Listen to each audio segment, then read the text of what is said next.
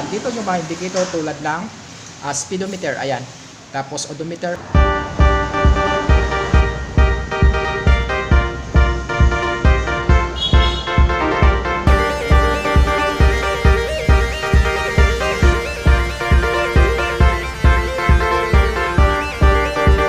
Hanap mo ba yung motor na matipid pagdating sa gas consumption? At syempre, pwede mo gamitin sa Paforma, Pandilios. Ang motor na to is walang ibang kundi ito, si Yamaha MIUI 125S. Alamin natin kung ano meron sa motor na to, yung specs niya, yung features, kung kasama na dyan yung rated price niya ngayong 2024 as of April. So, ang motor na to is meron siyang kabuang displacement na umabot ng 125cc, 4-stroke, 2 valves, single cylinder, single overhead cam. Ito ay may starting system na kick and electric start. May tank capacity na umabot 4.2 liters na. Kaya nitong mag-average fuel consumption around 42 km per liter. So napakatipid na ng motor na yan mga idol. Kasi nga ito ay fuel injected. Ay kaya mag-produce ng power output ng hanggang 7.0 kW sa kada 8,000 RPM. At meron siyang max torque na umabot ng 9.6 Nm sa kada 5,500 RPM. Meron siyang color combination na matte black. Ito ay naka-matte black kulay dito. At makikita natin dito yung Blue Core technology.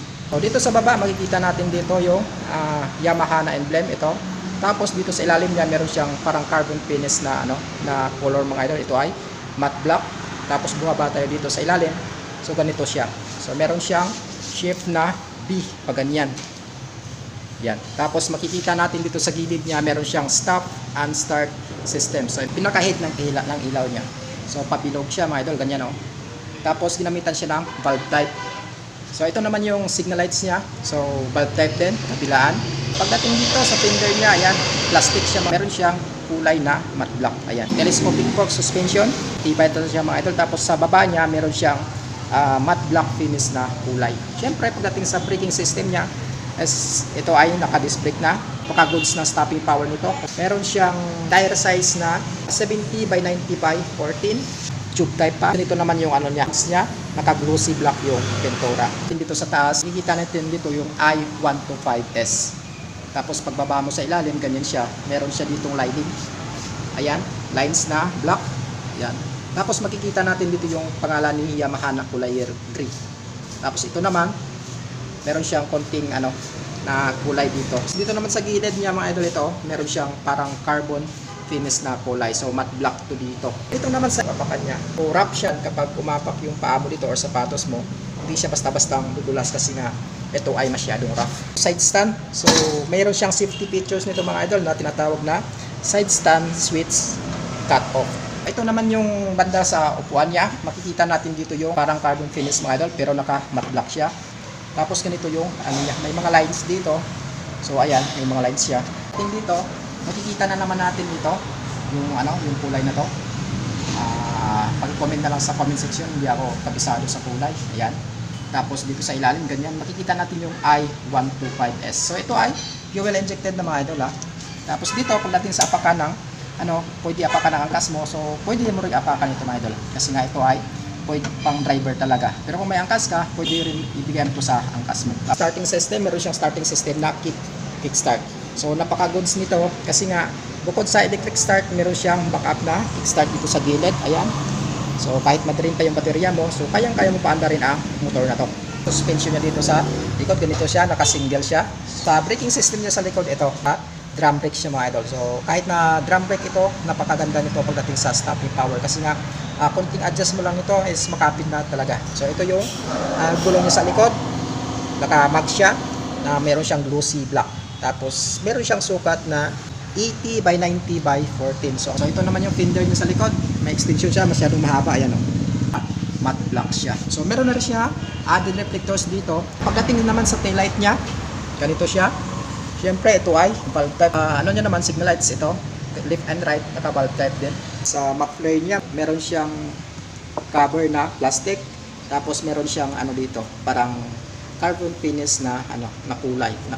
Matte black siya. Maka-goods nito pagdating sa muffler niya kasi nga meron na siyang heat guard. So hindi basta-basta mapaso yung angkas mo dito kasi yung cooling system niya. So ito ay air cooled system. So, ito naman sa gilid, ito makikita natin naman dito yung Mio na nakaukit. Tapos meron siya mga linings na black. Ayan. Tapos dito naman yung kulay na to. So parang pink to mga idol. Pero hindi siya talagang pink na pink kasi nga may halo siya na dark pink. Dito naman makikita natin yung i125S. Ayan, naka dark pink din ang kulay nito. Tapos dito, matte black na siya dito, banda. Dito na linya is matte black na. Kita natin ito yung pangalan ni Yamaha. Tapos meron siyang kulay na dark pink dito. Tapos dito sa gilid niya, ayan mga idol, may butas siya dito. Ayan, lusot pa ng hangin. Tapos dito sa gilid niya, meron siyang carbon black finish na kulay. Sa grab bar niya naman mga idol ito, meron siyang finish na glossy black. So napakaganda niyan mga idol.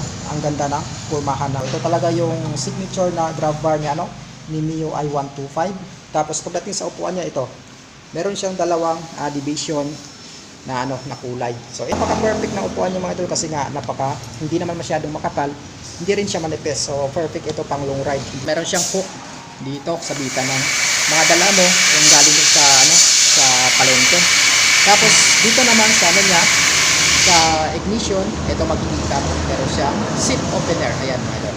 So dito na yung seat opener niya, meron din siyang hand lock, tapos meron din siyang i-lock mo lang to mga idol para pag iniwan mo sa matataong lugar, hindi siya basta-basta masusiyan ng buwan. Meron na rin siyang pocket dito kasi maliit lang dito sa kabila. Pero dito sa kabila, kasyang-kasya yung buong kamay mo. Tapos pwede mo lagyan ito ng mga cellphone, mga gamit mo. Barya, pwede rin dito. Tingnan naman sa meter panel niya ito. Naka-analog pa lang siya mga idol. So makikita natin dito yung inverted na meter panel. Dito yung mga indicator tulad ng speedometer, ayan. Tapos odometer or kung ilan yung tinakbo mo. So fuel gauge indicator, meron siyang empty tsaka full. Meron din siyang high beam and low beam indicator, turn signal lights, at syempre engine check indicator. Meron nandito yung pangalan or logo ni Yamaha. Ayan. Pagdating naman sa sa switches niya, ito siya. Meron siyang high beam, low beam, meron siyang turn signal lights, ito left and right. Tapos horn, ito. Sa kabila naman, on and off ng engine. Meron siyang electric start. Meron siyang lock dito mga idol. Kapag pinark mo siya, so ibaba mo lang to, hindi na basta-basta ang dadaos-dos yun. Ito nga pala yung updated price ni Yamaha Mio i125S. Meron siyang cash na umaabot ng 81,300 pesos. So kung gusto mo na installment, mag-down ka lang ng 6,900. Tapos sa 12 months is 8,000 ang monthly installment mo. 24 months is 4,715 pesos ang monthly installment mo. Tapos doon for 3 years is 3,640 at meron siyang rebates na 200 pesos kada buwan. So kasama na dyan yung LTO package, pre-insurance, helmet, saka jersey. So ayan mga idol, natapos na natin ikutan itong motor at mga malapit dyan, pwede kayong bumisita dito. So sila dito mula Lunis hanggang sa Padua. Kung nahiya ka naman mga idol pumunta dito, pwede mo naman ako message sa FB page ko para ma-assist kita para pumunta dito sa mismong office ng Yamaha Premium Kalilangan brand. So hanggang dito na lang yung video natin. Huwag kalimutang i-like. Syempre, kung mahilig ka sa ganitong video, mag-subscribe ka na para lagi kang updated. Like at follow mo na din ako sa FB page ko mga idol. So this is Bukidnon Vlog TV. Ride safe at ingat palagi.